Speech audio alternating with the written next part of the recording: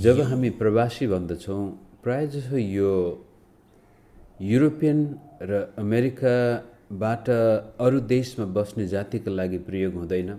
तर यो जसै भारतीय प्रवासीहरू, चाइनिज चिनिया प्रवासीहरू, अफ्रिकन प्रवासीहरू भनेर यो विशेष गरी उपनिवेश बनाइएका राष्ट्रहरूबाट तितर-बितर भएका मानिसहरूलाई सम्बोधन गर्नको लागि यो शब्द चलाइन्छ। अंग्रेजी शब्द डियास्पोरा भन्छौँ। डियास्पोरा भन्ने बित्तिकै यो गोरा जातिको लागि प्राय कमै चलाइन्छ, कारण गोरा जातिहरूले विश्वका विभिन्न देशमा कब्जा गरेका थिए, उपनिवेश बनाएका थिए, जसको कारण उनीहरूको देश शत्रुले कब्जा गरेको कारण त्यहाँबाट मानिसहरू तितर-बितर भएको कुरो दर्शाउँदछ।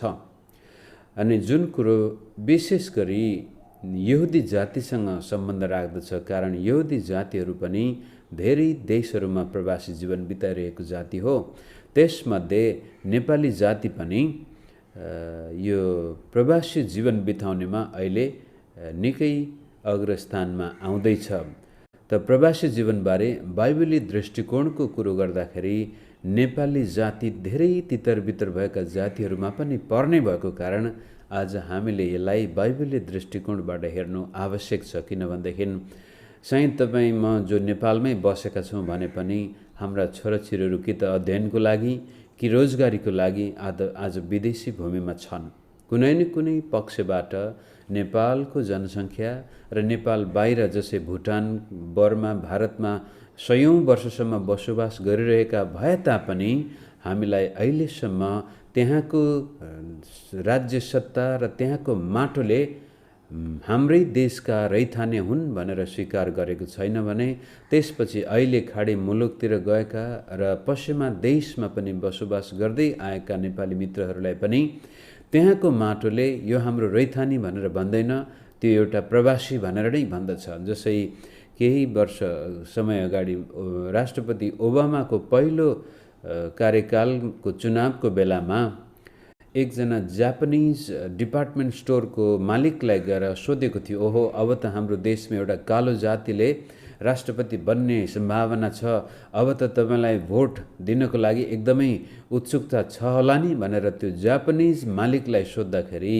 उनले भन्यो, म यहाँ हजारौं वर्ष बसे पनि यो मेरो देश भनेर भन्न गाह्रै पर्छ, किनभने मलाई जहिले पनि जापानिज अमेरिकन भनेर सम्बोधन गरिन्छ, कारण म मेरो जापानिजपनालाई बिर्सनै सक्दैन, मेटाउनै सक्दैन। त्यसकारण यो देशमा कालो आए पनि, गोरो आए पनि, पहेँलो आए पनि हामी चाहिँ जहिले पनि एउटा प्रवासीको रूपले मात्रै हेरिन्छौँ भनेर ती जापानिज धनाढ्य व्यक्तिले पनि भन्दै थिए। अर्थात् हामी संसारमा जुनसुकै देशमा बसेको भए तापनि कता कता यो प्रवासीको ट्याग चाहिँ लागि नै राख्दो रहेछ, लागि नै राख्नेछ। यो अझै भविष्यमा कस्तो दिन आउनेछन् हामीलाई थाहा छैन। र पश्चिमा देशमा विशेष गरी ख्रिस्टियन प्रभाव परेका देशमा प्रवासीहरूलाई इज्जत गरिन्छ, आदर गरिन्छ। र यदि हामीहरू पनि त्यहाँको नागरिक बन्न सक्यौँ भने त्यहाँ विभेद गरिनु हुन्न भन्ने बाइबलीय आत्मा अझै पनि छ, तर त्यो सधैँभरि टिकी नै रहन्छ भन्ने छैन। तर जुन देशहरूमा बाइबलीय प्रभाव परेको छैन, गैर ख्रिस्टियन प्रभावबाट आएका देशमा त त्यहाँ कुनै आधार नै छैन बाहिरको मानिसलाई आफ्नो जस्तै स्वीकार गर्नु, आफ्नो छिमेकीलाई प्रेम गर भनेर त्यहाँ सिकाइएको छैन। त्यसकारण हामी नेपाली जाति आज प्रवासी जातिमा भएको कारण यसलाई हेर्नको लागि म निम्न कुराहरू हेरौँ। पहिला इजरायलीहरूको प्रवासी जीवनबाट सुरु गरेर त्यसपछि येशू ख्रिस्टमा प्रवासको अन्त्य भएको तथ्यलाई पनि हामीले विचार गर्नेछौँ। चर्चको प्रवासी जीवन, नेपाली जातिको प्रवासी जीवन र नेपाली प्रवासी जीवनका लागि बाइबलले कस्तो प्रकारको आशा देखाएको छ, यो धेरै ठुलो विषय हो। यसलाई धेरै लामो समयसम्म छलफल गर्नुपर्ने हो। तरै पनि आज बिहानको यो डिभोसनमा हामी विभिन्न देशबाट अहिले नेपालमै बसेको भए पनि हाम्रा छोराछोरीहरू, भाइ बहिनीहरू प्रवासमा छन्, त्यसले गर्दा नेपाली जाति आज अछुतो छैन। यहाँसम्म कि नेपालको देशै राष्ट्रै यो प्रवासबाट कमाएको पैसाले चलेको देश भएको कारण यसलाई हामीले बाइबलीय दृष्टिकोणबाट हेर्नु अत्यन्तै आवश्यक छ। र हामी जो विदेशका नागरिक भइसकेका छौँ, विभिन्न देशका नागरिक भइसकेका छौँ, त्यहाँ बसोबास गर्दाखेरि पनि हामीले हाम्रो जीवनलाई बाइबलीय दृष्टिकोणबाट कसरी हेर्नुपर्ने हो भनेर छोटकरीमा यहाँको ध्यानमा आकर्षण गर्न चाहन्छु। त नेपाली जाति पनि प्रवासमा बस्ने जातिहरू मध्येको अग्रिम स्थानमा आएको कारण त्यसलाई हेर्न पहिला हामी इजरायलको प्रवासी जीवनको बारेमा एउटा ऐतिहासिक आँखी झ्यालबाट हेर्ने प्रयास गरौँ। पहिलो कुरो त इजरायलीहरू अब्राहमको पालादेखि नै मिस्रमा 450 देखि 500 वर्षसम्मको प्रवासको जीवन छ। हुन त त्यति बेलामा उनीहरूको कुनै आफ्नो देश थिएन। यद्यपि अब्राहमलाई परमेश्वरले कनान देश दिनेछु भने प्रतिज्ञा त गर्नुभएको थियो, तर तिनीहरू प्रतिज्ञाको देशमा बस्न सकेनन्।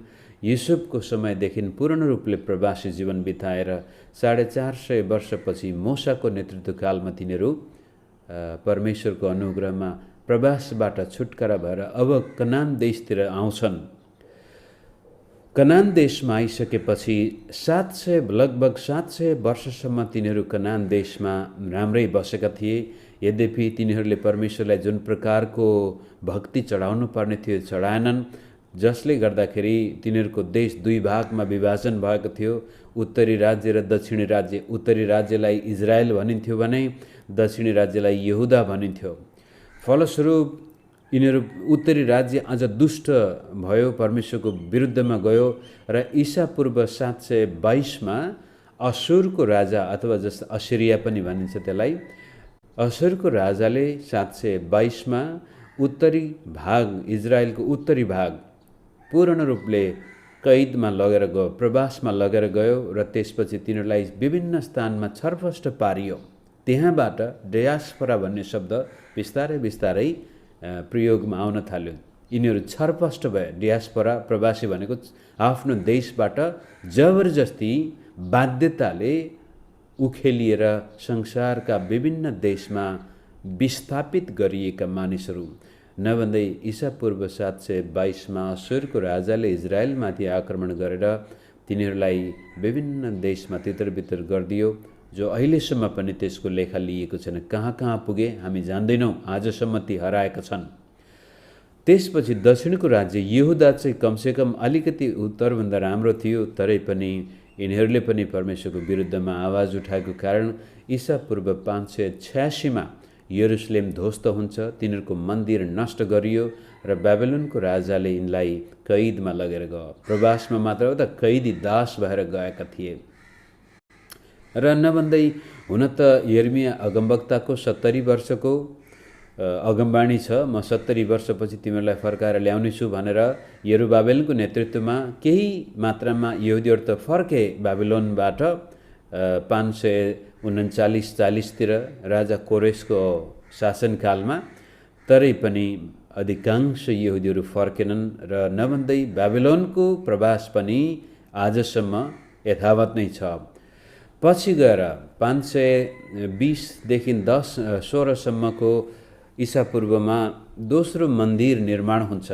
राजा नबुकदनेस्सरले नाश गरेको मन्दिरलाई फेरि यरुबाबेलको नेतृत्वमा त्यो निर्माण त हुन्छ, तर त्यो मन्दिर त्यति राम्रो थिएन। त्यो देशको आफ्नो सार्वभौमसत्ता थिएन। बेबिलोनकै पर्सियाकै एउटा उपनिवेशको रूपमा रह्यो र पछि गएर ग्रिस देशले त्यसमाथि आक्रमण गर्यो।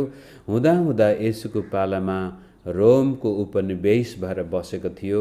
येशू प्रभु आउनुभयो, उहाँमा त्यो प्रवासको अन्त्य हुनुपर्ने थियो, तर इजरायलले येशू प्रभुलाई स्वीकार गर्न मानेन। हुन त धेरै यहुदीहरूले त विश्वास गरे, तरै पनि अधिकांशले मानेनन्।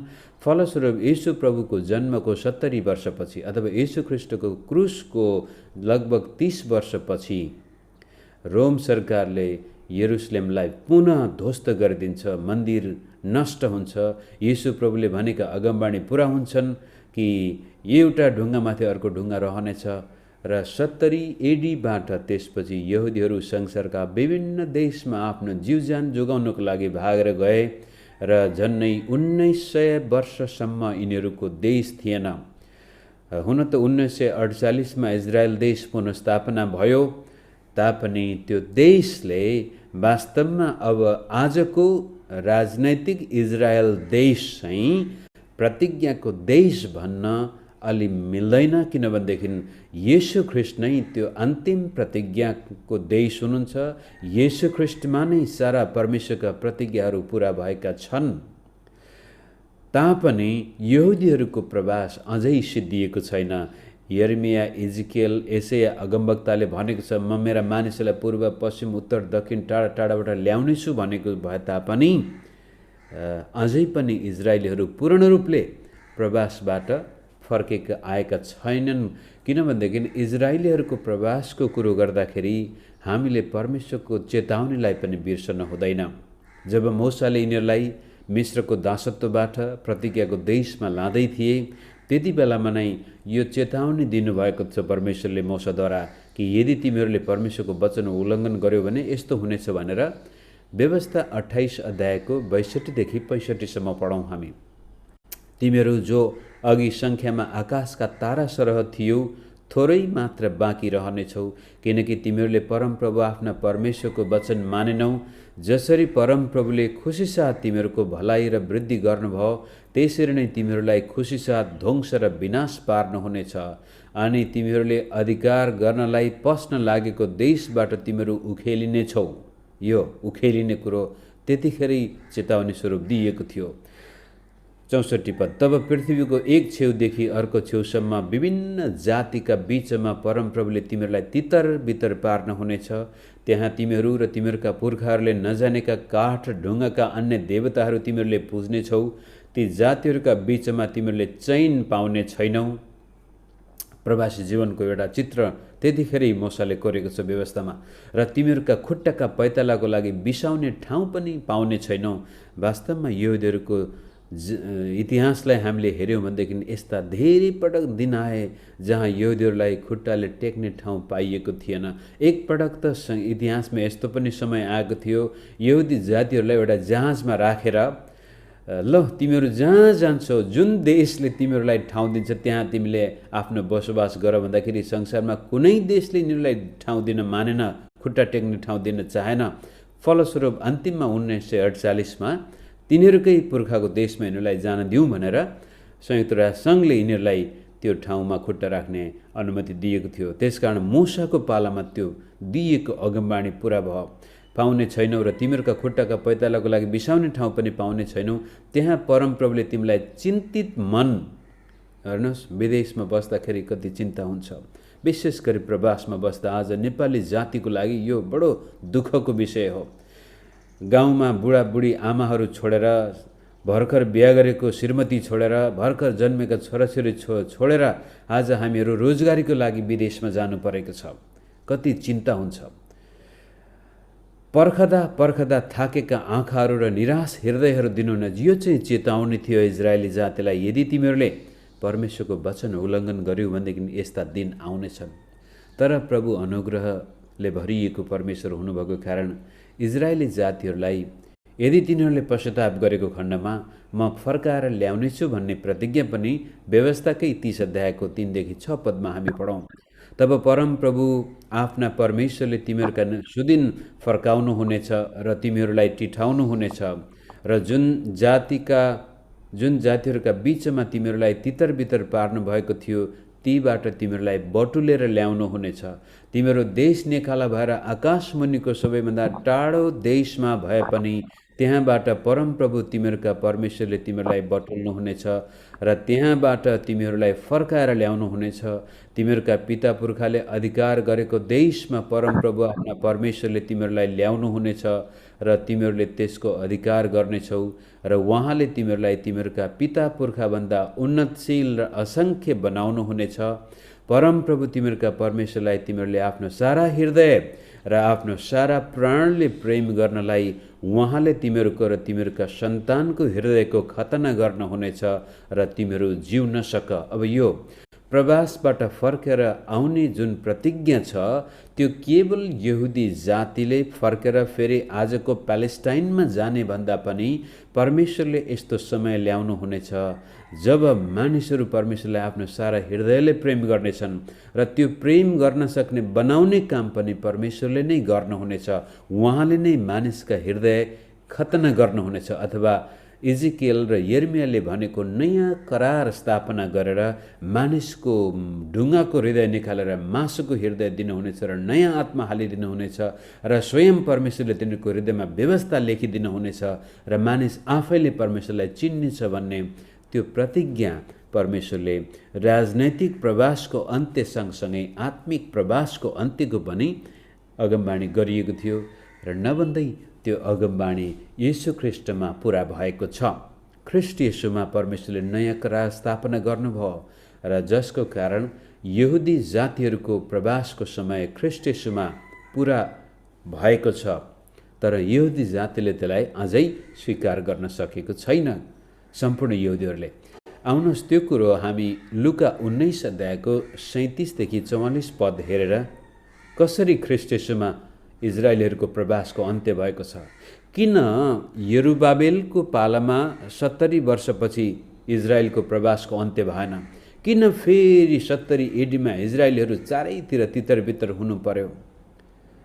यो कुरोलाई हामी सुसमाचारका खण्डबाट हेरौँ। लुका 19को 37बाट उहाँ जैतुन डाँडाको ओह्रालोमा आइपुग्नु हुँदा चेलाहरूको समस्त भिड आफैले देखेका सबै शक्तिशाली कामहरूका निम्ति रमाउँदै परमेश्वरको प्रशंसा गर्दै उच्च स्वरले कराउन लागे।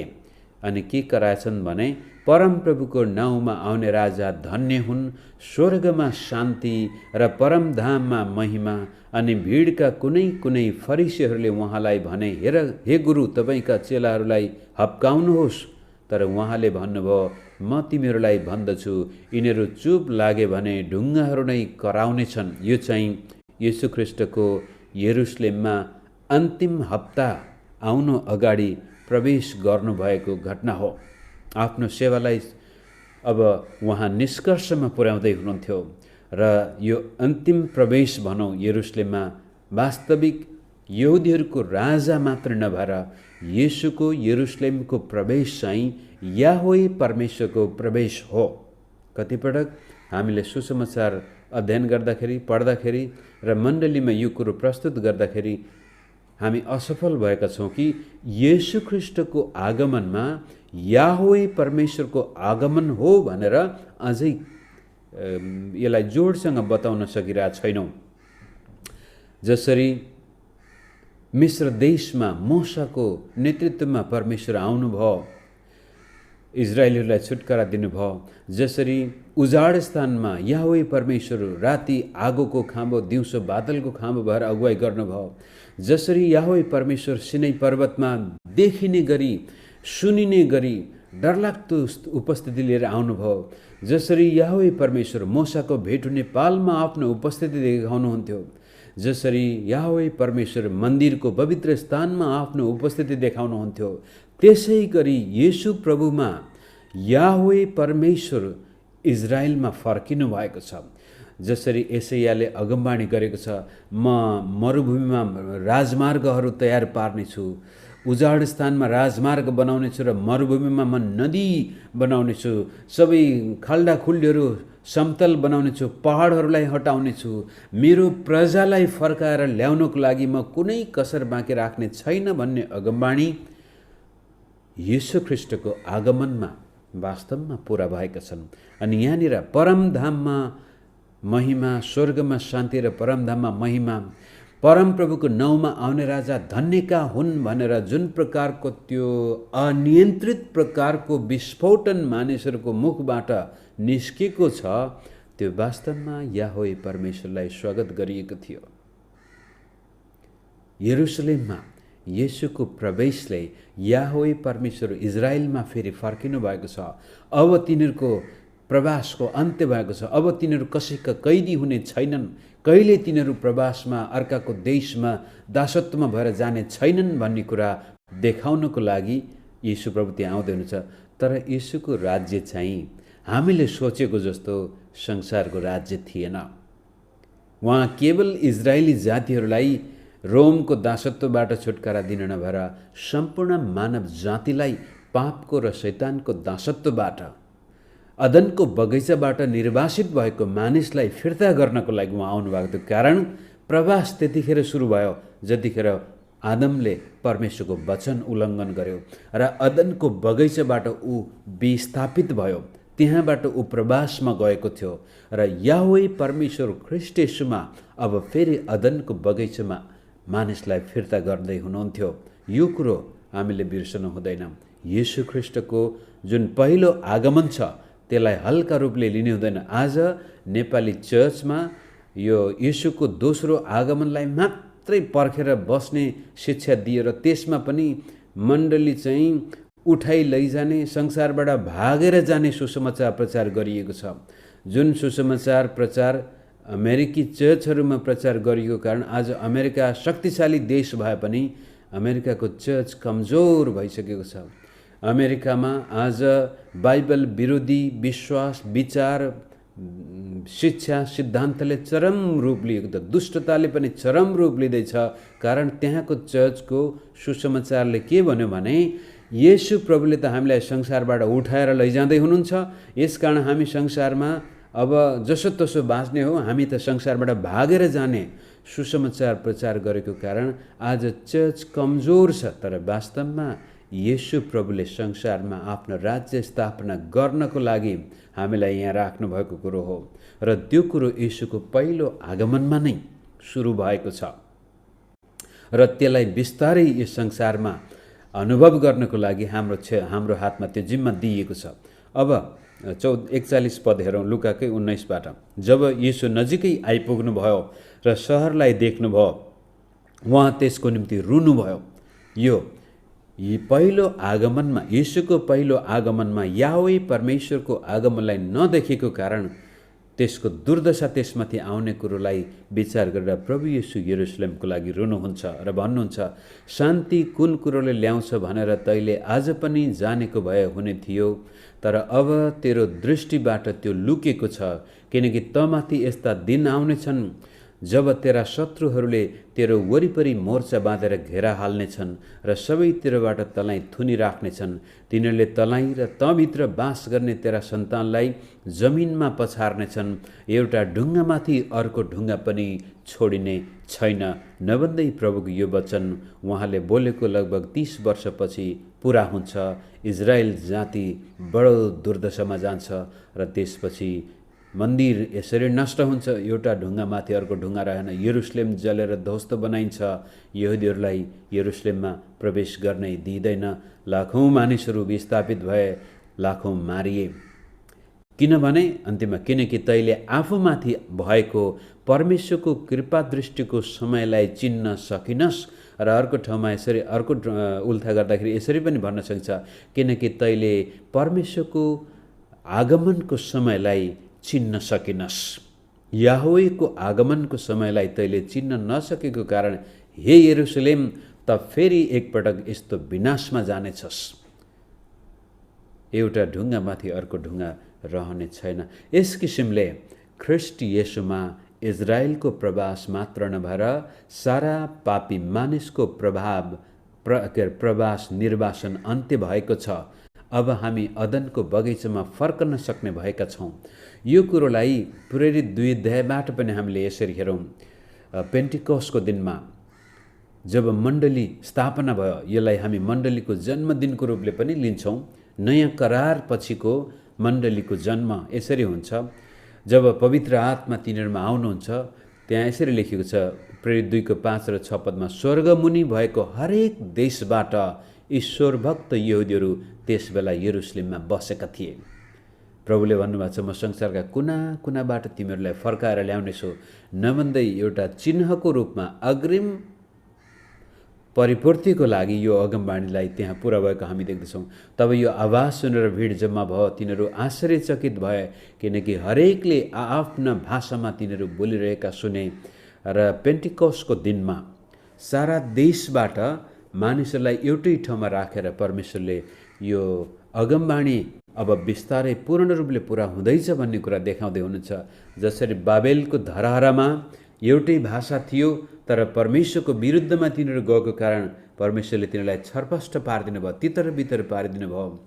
अब पेन्टिकौसको दिनमा पवित्र आत्माको आगमनद्वारा संसारका मानिसहरूलाई एउटै स्थानमा एउटै मानिस एउटै भाषा,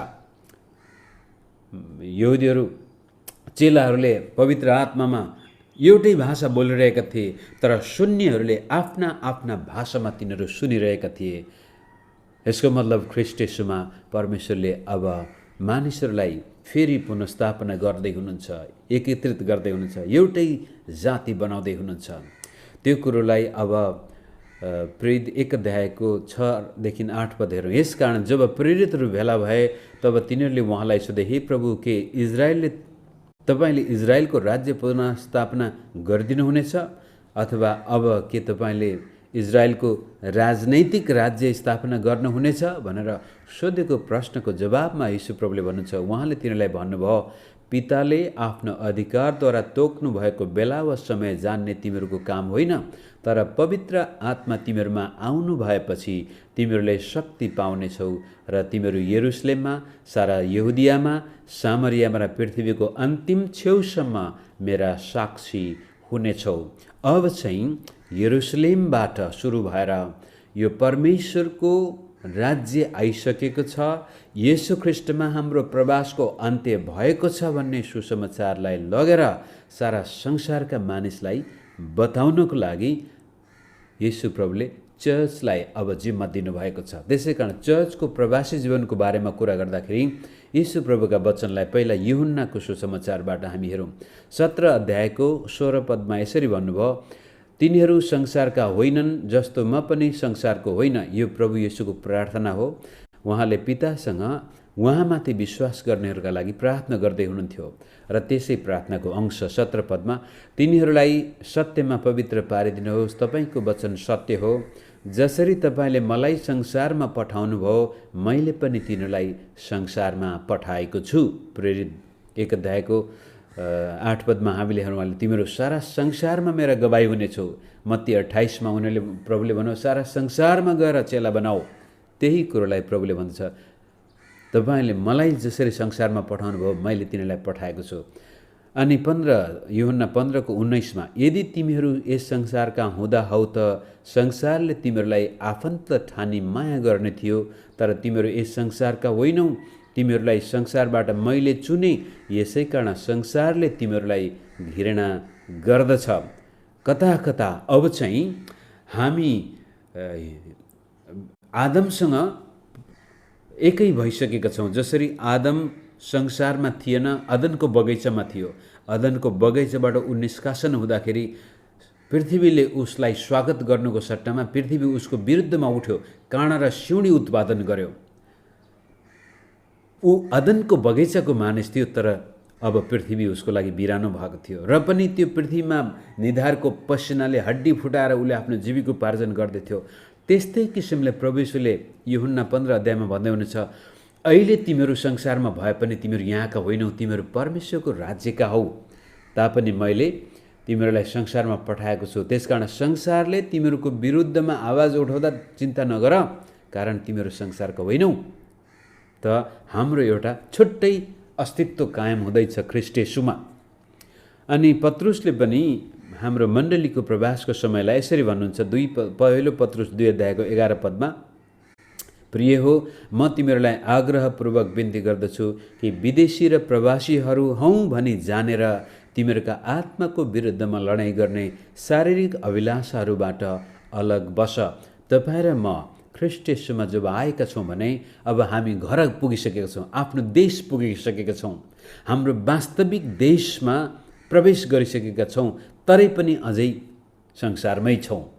यसकारण यो द्वन्द्वात्मक स्थितिमा छौँ। यस संसारमा छौँ तर संसारका होइनौँ। हामी स्वर्गको राज्यका हौँ, तर स्वर्गको राज्य पूर्ण रूपले अझै यस संसारमा आइपुगेको छैन र यो स्वर्गको राज्यलाई यस पृथ्वीमा पूर्ण रूपले ल्याउनको लागि प्रभुले हामीलाई यहाँ राख्नु भएको छ। त्यसै कारण पत्रुसले पनि भन्छ, आफ्नो अस्तित्वलाई जानेर होसियारी साथ संसारमा बस, मेरो समय त गइसक्यो। तरै पनि अब यो बाइबली दृष्टिकोणबाट नेपाली प्रवासी जीवनलाई परिभाषित गर्नुपर्ने भएको कारण मैले पहिला तपाईँलाई बाइबलको चित्र कोरेँ। त अब नेपाली प्रवासीको पनि चित्र हामीले ऐतिहासिक रूपले आँखी झ्याल जान्नु पर्दछ। नेपाली किन आज प्रवासी भए, कहाँबाट सुरु भयो भन्ने कुरा छोटकरीमा हामी हेरौँ। अहिले विशेष गरी यो सन् 1816बाट हामीहरू प्रवासी बन्न थालेका थियौँ। पृथ्वीनारायण शाहले 1769तिर नेपाललाई एकीकरण गरे। नेपाल पूर्ण रूपले एकीकरण त भएको थिएन। उहाँले गोर्खाबाट सुरु गरेर काठमाडौँ, भातगाउँ, पाटन लगायत छेउछाउका राज्यहरू त उहाँले गर्नुभयो। त्यसपछि 1770देखि लिएर 1810-12 सम्ममा नेपाल भयङ्कर ठुलो राष्ट्रको रूपमा आइसकेको थियो। यता पूर्वतिर सिक्किम हुँदै दार्जिलिङको भूभागसम्म नेपालको यो टिस्टा नदीसम्म पुगेको थियो भने पश्चिम कुमाउ गढवाल हिमाचल प्रदेश पारी पन्जाबसम्मै पुगेको थियो। भीमसेन थापाको पालामा पन्जाबको राजाले त्यति बेलामा पश्चिममा प्रतिकार गरेको कारण अनि त्यहाँबाट फर्किनु पर्यो। यद्यपि ब्रिटिस राज्य भारतमा भए पनि पन्जाबमा छुट्टै राजा थियो त्यो बेलासम्म। त पश्चिमको काँकडामा किल्ला गाडिसकेपछि भीमसेनले त्यसपछि अब होस् यति नै भनेर चित्त बुझाउन खोज्दाखेरि त्यो ठुलो यता दक्षिणतिर गोरखपुरदेखि लखनऊसम्म पुगिसकेको भूभाग थियो। अनि यो गोरखपुरतिर ब्रिटिसको शासन थियो, ब्रिटिस इस्ट इन्डिया कम्पनीको शासन। त्यसै कारण अब गोर्खा राज्य बिस्तारै फैलिँदै गएको देखेर बेलायतलाई चिन्ता लाग्यो र फलस्वरूप 1814देखि 1816सम्म बेलायतसँग नेपालको युद्ध भयो। 2 वर्षसम्मको युद्धमा सुरुका दिनमा त बेलायत हार्यो, तर 1816मा चाहिँ बेलायती सेना बहु ठुलो सङ्ख्यामा बेलायती सेना गोला बारुद सहित नेपालमा आक्रमण गर्न थालेपछि भीमसेन थापालाई लाग्यो अब चाहिँ हामी जित्दैनौँ, यिनीहरूको शक्तिको सामना गर्न सकिँदैन भनेर सन्धि 1816मा सन्धि गरियो। सुगौली सन्धि भनेर त्यसलाई भनिन्छ। जुन सन्धिमा सैन्य सम्झौता गरियो। अब बेलायती सेनाले नेपालमाथि आक्रमण नगर्ने, नेपालले पनि भारतीय भूभागमाथि आक्रमण नगर्ने सन्धि गरेपछि त्यति बेलाको बेलायती कप्तान जो थिए उनले भीमसेनसँग एउटा मैत्रीपूर्ण व्यवहार गरे र भीमसेनलाई इज्जतका साथ नेपाल फर्किन दिए र कारण नेपालको हार निश्चित भइसकेको थियो। र पछि नेपाली सेनाले देखाएको बहादुरीलाई देखेर त्यति बेलाको कप्तानले नेपालीलाई बेलायती सेनामा अथवा भारतीय सेना भनौँ त्यति बेलामा भर्ती गर्नको लागि बाटो खोल्यो र बिस्तारै बिस्तारै भारतमा भएको बेलायती सेनाको टुकडीमा नेपाली सेनाहरू भर्ती हुन थाले र धेरै वर्ष बस्दै जाँदाखेरि भारतका विभिन्न भूभागमा नेपाली सेना बसोबास गर्न प्रवासको सुरुवात पहिले सैनिक प्रवास भनेर मैले त्यसलाई भनेको छु। सेनामा भर्ती हुने जवानहरू जब सेनाबाट अवकाश हुन्थे त्यसपछि भारतकै विभिन्न भूभागमा बस्दै त्यहाँ नेपाली जाति बसोबास गर्ने। त्योभन्दा पहिला 2224 राज्यको पालामा यसरी एउटा जाति अर्को जातिको बिचमा गएर बस्दैन थियो। तर सैन्य प्रवासको कारण नेपालीहरू 1816बाट भारतका विभिन्न देश भूभागमा बस्दै आए।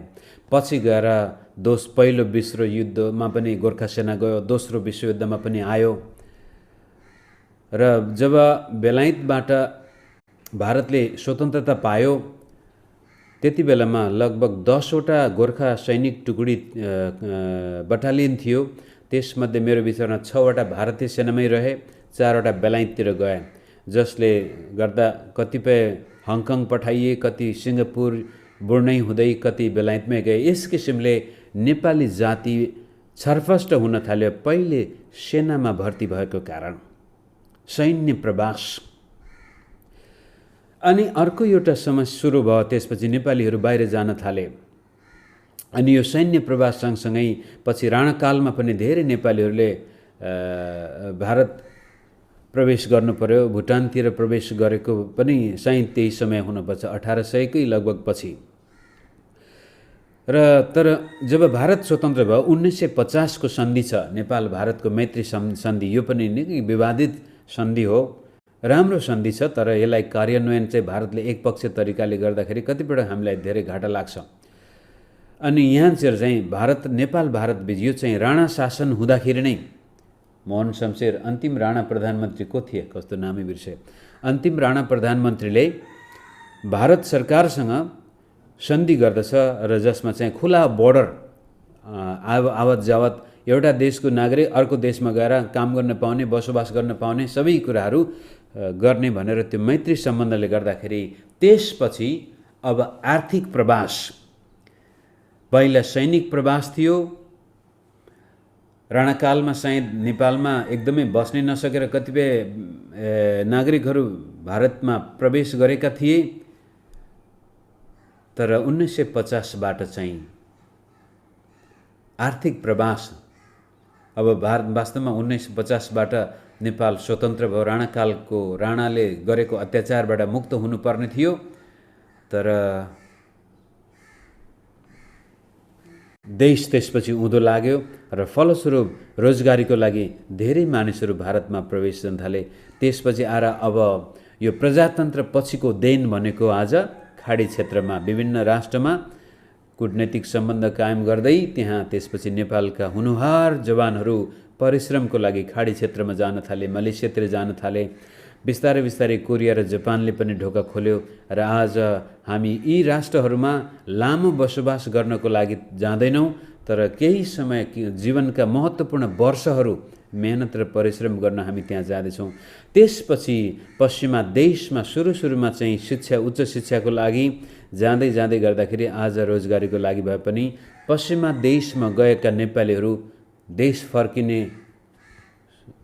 सम्भावना कमै छ र तिनै देश जहाँ जहाँ हामी बस्न सफल भयौँ त्यसै देशका नागरिक भएर यस किसिमले हामी आर्थिक प्रवासी भएर बसेका छौँ। पेटको लागि आज प्रवासी भएर नेपालभित्रै बस्न नसकेको कारण, नेपालभित्रै रोजगारी पाएको भए सायद आज धेरै मानिसहरू जाँदै नै थियौँ हामी विदेशमा। तरै पनि यो प्रवासको जीवन नेपाली जातिमा आएको छ। त अब नेपाली प्रवास जीवनको लागि बाइबलीय आशालाई हेरेर म आज बन्द गर्न चाहन्छु। अब कोही कोही त पश्चिमा देशमा त त्यहाँका नागरिक भएर बसेका छौँ। भारतमा पनि अब भारतीय नागरिक भएर अहिले त भारतमा अब गोर्खा भन्ने, नेपाली भन्दा पनि गोर्खा भन्ने चलन छ।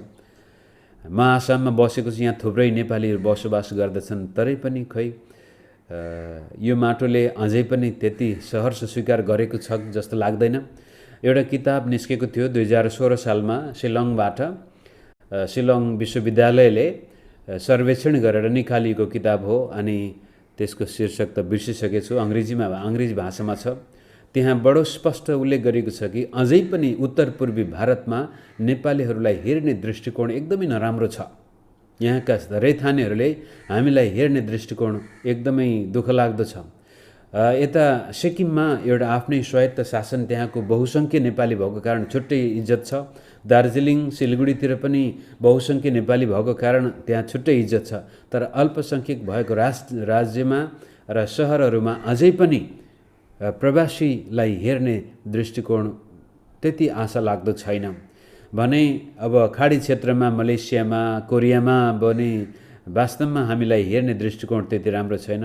अब अमेरिकामा बसोबास गर्ने, बेलायतमा, अस्ट्रेलियामा बसोबास गर्ने मित्रहरूको लागि केही हदसम्म राम्रो छ, कारण बाइबलीय प्रभाव परेका देशमा विदेशीलाई इज्जत गरिन्छ अथवा आफ्नो छिमेकीलाई प्रेम गर्न सिकाइएको कारण त्यहाँ बसोबास गर्न अलिक अहिलेको लागि सजिलो होला, भविष्य हामी भन्न सक्दैनौँ। त यस्तो स्थितिमा बाइबलीय दृष्टिकोणलाई हामी पढेर अगाडि लैजाउँ। पहिलो कुरो, जुन देशमा हामी छौँ त्यही नै उन्नति र प्रगति गर्न ईश्वरीय सहायताको लागि पहल र प्रार्थना गर्नु हाम्रो जिम्मेवारी हुनेछ भन्ने कुरालाई यिर्मया अगमवक्ताले बाबिलोनमा बसेका यहुदीहरूलाई लेखेको पत्रले यसरी भन्छ।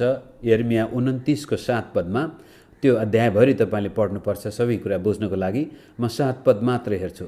मैले तिमीहरूलाई निर्वासित गरेको सहरको भलो चिताओ र त्यसको निम्ति परमप्रभुसित प्रार्थना गर, किनभने त्यसको उन्नति भएकोमा नै तिमीहरूको पनि उन्नति हुनेछ। बाबिलोनमा उनीहरू एकदमै दुखित थिए, पीडित थिए, आफ्नो देशको सम्झना थियो। अनि परमेश्वरले यिर्मयाद्वारा भन्दै हुनुहुन्छ त्यो देशको भलो चिताओ, कारण त्यसको उन्नति भएको खण्डमा तिमीहरूको पनि उन्नति हुनेछ। त्यहाँबाट हामीले के सिक्नुपर्ने हुन्छ भने परमेश्वरसँग हाम्रो जीवन घनिष्ठ हुनु पर्यो। परमेश्वरमा हाम्रो आशा र भरोसा भएको कारण अब जुन देशमा हामी बसेका छौँ, जहाँ हामी परिश्रम गर्दैछौँ, जुन देशलाई कर्मथलो बनाएका छौँ, त्यसै देशको उन्नतिको लागि पनि हामीले प्रार्थना गर्नुपर्ने हुन्छ। कहिलेकाहीँ के हुँदो रहेछ भने जसै म कोरियामा धेरै वर्ष बस्दाखेरि अब हामीलाई हेर्ने दृष्टिकोण त त्यहाँ ठिक छैन, अनि त्यहाँका रैथाने जातिहरूले हामीप्रति गरेको दुर्व्यवहारको कारण हामीमा तितोपना अनि त्यो देशप्रति, त्यहाँका मानिसहरूप्रति एक किसिमको तिरस्कारको भावना यतिसम्म हुँदो रहेछ कि एकपटक एकजना भाइ कोरियाबाट फर्केपछि चितवनमा हो कि नवलपरासीतिर कता उहाँको घर हो, कोरियन टुरिस्टहरू आएछन्, त्यहाँ केही प्रोजेक्ट लिएर आएछन् र ती भाइले तिमीहरूले मलाई कति दुःख दिएका थियो भनेर ती कोरियाबाट नेपाल आएका निर्दोष पर्यटकमाथि आक्रमण गरेको पनि सुसमाचार हामीले सुनेका छौँ। त्यो तितोपनाले हामीलाई एक किसिमको अमानवीय व्यवहार गर्न लगाइदिन्छ। हेर्नुहोस्, त्यो खतरा नआओस् भनेर हामीलाई प्रवासमा बस्दाखेरि जुन प्रकारको दुर्व्यवहार त्यहाँका रैथानेहरूले गर्दछन्, हामीले त्यस्तो नगरौँ भनेर परमेश्वरले हामीलाई सिकाउँदै हुनुहुन्छ र भनिन्छ त्यो देशको भलो चिताओ, त्यहाँका मानिसहरूको भलो चिताओ, किनभने त्यो देशको भलो भएको कारण तिम्रो पनि भलो हुनेछ, तिमीहरू पनि उन्नत गर्नेछौ। र नभन्दै मैले भनेको छु, यहुदीहरू जहाँ जान्छन् त्यहाँका मानिसहरूले यिनीहरूको विरोध गर्नसम्म गर्छन्, तर यिनीहरू उन्नत जाति भएर निस्कन्छन्। त यदि हामी कुनै देशको नागरिक भइसकेका छौँ भने अब हामीले त्यो देशको भलो चिताउनुको साथसाथै मैले त्यहाँ परमेश्वरमा समर्पित जीवन बिताउनुको साथसाथै शिक्षा र सिपमूलक पेसामा हामीले जोड दिनुपर्ने हुन्छ। नेपाली जाति विभिन्न देशमा गएको छ। अहिले नेपाली जवानहरू अध्ययन गर्नको लागि अस्ट्रेलिया, युरोपदेखि अमेरिकासम्म जान्छन्, तर हामीले देखेको कुरो के भने नेपालबाट आमाबाबुले घर जग्गा बेचेर भए पनि, ऋण खोजेर भए पनि यी विभिन्न देशमा अध्ययनको लागि आफ्ना छोराछोरी पुर्याउँछन्, तर छोराछोरी त्यहाँ गएपछि चिन्ताको विषय के कसरी काम गर्ने, कसरी पैसा कमाउने। अध्ययनलाई छोडेर त्यसपछि डेली वेज काम, आवरली काम, त्यसपछि अब पेट्रोल पम्पमा काम गर्ने हो कि ह्यामबर्गरहरू पल्टाउने काम गर्ने हो कि कहाँ होटलमा, कहाँ भाडामा के चाहिँ काम गर्ने हो। अध्ययनलाई छोडेर धेरै जवान भाइ बहिनीहरू कसरी हुन्छ तुरन्तै आमाबाबुले गरेको खर्च उठाउनेतिर मात्र ध्यान दिएको कारण उनीहरूको भविष्य त्यति राम्रो छैन। त हामीले जो प्रवासमा बसेका छौँ, हाम्रा छोराछोरी त्यहाँ पढाउँदैछौँ भने शिक्षामा जोड दिनु पर्यो। यहुदी जातिहरू आज संसारको उच्च शिक्षा हासिल गर्ने जाति छ, किनभने उनीहरू त्यही देशमा उन्नति गर्न चाहन्छन् जहाँ तिनीहरू छन्। त्यसको उत्तम उपाय भनेको शिक्षा र सिपमूलक, त्यसपछि व्यवसायमा खालि त्यो लेबर काम मात्रै होइन। हुन त कोरिया खाडी क्षेत्र जहाँ पनि हामी लेबर काम गर्न गइरहेछौँ, तर मेरो एउटा प्रार्थना र निवेदन जहिले पनि त्यहाँ बस्दाखेरि हुन्थ्यो कि हामीहरू अहिले यहाँ लेबर भएर आए पनि यो लेबर मानसिक मनमा चाहिँ यो लेबर अवस्था आउन दिनु हुँदैन। शिक्षामूलक शिक्षामा जोड दिनु, सभ्य र सम्पन्न समाजको सिर्जना गर्नको लागि हामीले त्यो देशको लागि सकारात्मक सोच राखेर त्यही नै आफ्नो उन्नति देख्नुपर्नेछ। त्यसको लागि परमेश्वरमा भरोसा गर्नु पर्यो भने आफ्नो पुर्खाको देशलाई पनि नबिर्सनौँ। मेरो समय गइसकेछ। म भजन सङ्ग्रह 137बाट इजरायलीहरू जब बाबेलोनमा कैदमा थिए, उनीहरूले आफ्नो पुर्खाको देशप्रति देखाएको ममतालाई यो गीतले यसरी बयान गरेको छ। 137 को 1 देखि 6 पद पढ्दछु। बाबिलोनका नदीहरूका किनारामा बसेर सियोनको स्मरण गर्दा, सियोन अथवा यरुशलेमको स्मरण गर्दा हामी रोयौँ। त्यहाँका बैंसका रुखहरूमा हामीले आफ्ना बीणाहरू झुन्यायौँ, किनकि हामीलाई कैद गरेर लानेहरूले त्यहाँ हामीलाई गीत गाउन लाए र हामीलाई शास्ति दिनेहरूले हामीबाट आनन्दका गीतको माग गरे। तिनीहरूले भने, हाम्रा निम्ति सियोनका गीतमध्ये एउटा गीत गाओ। बिरानो देशमा परमप्रभुका गीत हामी कसरी गाउन सक्छौँ?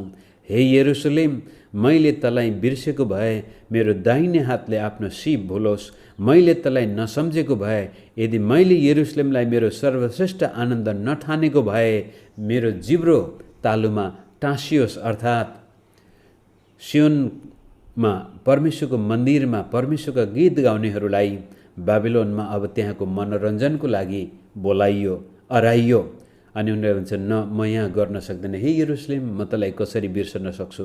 बरु मेरो दाहिने हातले बाजा बजाउने सिप बिर्सोस् र गीत गाउने जिब्रो तालुमा टाँसियोस्, तर म तँलाई बिर्सन सक्दिनँ। हामीले हाम्रो पुर्खाको भूमिलाई आफ्नो मातृभूमि भन्छौँ। अब जे भने पनि जबसम्म हामी कुनै देशको माटोमा पूर्ण रूपले विलिन हुँदैनौँ, तबसम्म आफ्नो पुर्खा, आफ्नो पहिचान चाहिँ बिर्सन हुँदैन। त्यसको लागि पनि हामीले प्रार्थना गर्न छोड्नु हुँदैन। जसरी जुन देशका नागरिक अहिले हामी जुन देशमा प्रवासी भएर बसेका छौँ, त्यो देशको उन्नति गर्नको लागि हामी प्रार्थना गर्छौँ भने, त्यस्तै किसिमले हाम्रो पूर्वजहरू बसेको देश, जुन देशबाट हामी विस्थापित भएका छौँ, त्यसको लागि पनि हामीले प्रार्थना गर्नुपर्ने हुन्छ। र नेपालमै बसेकाहरूले पनि आज हाम्रा आफ्ना छोराछोरीहरू जुन जुन देशमा छन्, त्यो देशको उन्नतिको लागि प्रार्थना गर्नुका साथसाथै आफ्नो देश, अब नेपालकै कुरो गर्ने हो भने नेपालको भविष्य अहिले हेर्दाखेरि बडो दुःख लाग्दो छ। र युरोप, अमेरिका, अस्ट्रेलियामा बस्नेहरूको भविष्य एकदमै आशा लाग्दो छ। तर हामी जान्दैनौँ मित्रहरू, यहुदीहरूको देश जब नाश भयो, 1900 वर्षसम्म यिनीहरूको देश थिएन। र जुन जुन देशमा यिनीहरू जाँदाखेरि त्यहाँबाट लखेटिन्थे र यिनीहरू त्यही आफ्नो देशको तिर्सना थियो। र अन्तिममा 1948मा प्यालेस्टाइनमा यिनीहरूको लागि एउटा यहुदीहरूको देश भनेर देखिएपछि आज बल्ल यिनीहरू बडो सास फेर्न सक्ने भएछन्। अब केही गरी बेलायतमा बस्न पाइएन। अब बेलायतमा यहुदीहरूको विरुद्धमा आवाज उठ्दैछ, फ्रान्समा त्यस्तै हुँदैछ, अमेरिकामा त्यस्तै हुँदैछ। भोलि यिनीहरूलाई त्यहाँबाट पनि लखेटिन्छ। र यिनीहरूको पुर्खाको देशको लागि यिनीहरूले प्रार्थना गरेको कारण आज यिनीहरूसँग 1900 वर्षपछि यहुदीहरूका सन्तानहरू चाहेको खण्डमा आज इजरायल फर्किन सक्ने भएका छन्। त्यस्तै किसिमले आज हामी विश्वका विभिन्न देशमा प्रवासी भएर बसे तापनि यदि नेपाल देशले विकास गर्यो, नेपालको भविष्य उज्जवल भएको खण्डमा भलै हामी नेपाल फर्किनु नपर्ला रे, र पनि यो त नेपाली हो भन्ने बित्तिकै नेपालको उन्नति भएको खण्डमा हाम्रो पनि इज्जत हुन्छ। त्यसकारण पुर्खालाई पनि, पुर्खाको देशलाई पनि हामीले बिर्सनु हुँदैन। र अन्तिम मुख्य लक्ष्य, मैले धेरै समय लिए आज, माफ गर्नुहोस्, यो लामो विषय भयो। अन्तिममा वास्तवमा हामी स्वर्गीय नागरिक हौँ भन्ने कुरा चाहिँ हामीले बिर्सनु हुँदैन। अब निर्वासनको अन्त्य चाहिँ ख्रिस्ट येशूमा भएको छ। अब नेपाल देश शक्तिशाली देश भएर पनि हाम्रो निर्वासनको अन्त्य हुने छैन। अथवा जुन देशमा हामी बसेका छौँ त्यहाँको रैथानेको ओहदा हामीले प्राप्त गरे पनि हाम्रो निर्वासन अन्त्य हुने छैन। निर्वासनको अन्त्य ख्रिस्ट येशूमा मात्र भएको छ। त्यसै कारण हामी वास्तवमा स्वर्गका नागरिकहरू हौँ भन्ने कुरा बिर्सनु हुँदैन। त्यो कुरोलाई पढ्न फेरि हामी पहिलो पत्रुस 2:9-12 हेरेर आजको विषयलाई म यहीँ राख्छु। तर तिमीहरू त चुनिएका वंश, राजकीय पुजारीगिरी, पवित्र जाति, परमेश्वरका निजी प्रजा हौ। सायद आज हामी भारतका नागरिक हौँ, भुटानका नागरिक हौँ, बर्माका नागरिक, नेपालका नागरिक, अमेरिका, अस्ट्रेलिया, युरोपका नागरिक भए पनि प्रजा चाहिँ हामी परमेश्वरका प्रजा हौँ। यो कुरो चाहिँ हामीले बिर्सनु हुँदैन। उहाँले तिमीहरूलाई अन्धकारदेखि उहाँको उदयको ज्योतिमा ल्याउनु भयो। कलसीको किताब अनुसार उहाँको पुत्रको राज्यमा ल्याउनु भयो, ताकि तिमीहरू उहाँका आश्चर्यपूर्ण कार्यहरूको घोषणा गर्न सक। एकपल्ट तिमीहरू प्रजा थिएनौ तर अब तिमीहरू परमेश्वरका प्रजा भएका छौ। एकपल्ट तिमीहरूले कृपा पाएका थिएनौ तर अब तिमीहरूले कृपा पाएका छौ। प्रिय हो, म तिमीहरूलाई आग्रहपूर्वक बिन्ती गर्दछु कि विदेशी र प्रवासीहरू हौँ भनी जानेर तिमीहरूका आत्माको विरुद्धमा लडाइँ गर्ने शारीरिक अभिलाषाहरूबाट अलग रहो। अन्य जातिहरूका बीचमा तिमीहरूको चालचलन असल होस्। कसैले तिमीहरूलाई कुकर्मी भनी तिमीहरूका विरुद्धमा बोले तापनि तिनीहरूले तिमीहरूका असल कामहरू देखुन् र आगमनको दिनमा तिनीहरूले परमेश्वरको महिमा गरून्। यो चाहिँ नेपाली प्रवासी जीवनलाई बाइबली दृष्टिकोणबाट हेर्दाखेरि अन्तिम निष्कर्ष चाहिँ के हो भने हामी संसारका जस्तासुकै शक्तिशाली राष्ट्रका नागरिक हौँ या गरिब देशका नागरिक किन नहौँ, हामी प्रवासी नै हौँ। र त्यो प्रवासको अन्त्य चाहिँ प्रतिज्ञाको देशमा छ अनि त्यो प्रतिज्ञाको देश चाहिँ ख्रीष्ट येशूमा मात्र सम्भव छ। र येशू ख्रीष्टमा जसले आफ्नो जीवन पाएको छ त्यो घर पुगेको छ। ऊ वास्तवमा आफ्नो जन्मभूमिमा छ। अदनको बगैँचामा उसले प्रवेश पाइसकेको छ। यद्यपि त्यो बगैँचा पूर्ण रूपले अहिले पृथ्वीमा आएको छैन। त्यो नआउन्जेलसम्म हामी जुन जुन देशमा बसोबास गर्दैछौँ, हाम्रो शरीरको अभिलाषाहरूको विरुद्धमा आइलाग्ने कुराहरूसँग होसियारी भएर आत्मिक जीवन जिउँदै ख्रीष्ट येशूको राज्य विस्तारको लागि प्रार्थना गर्दै बसेको खण्डमा अन्त्यको समयमा त्यो देशका मानिसहरूले पनि परमेश्वरको महिमा गर्नेछन्।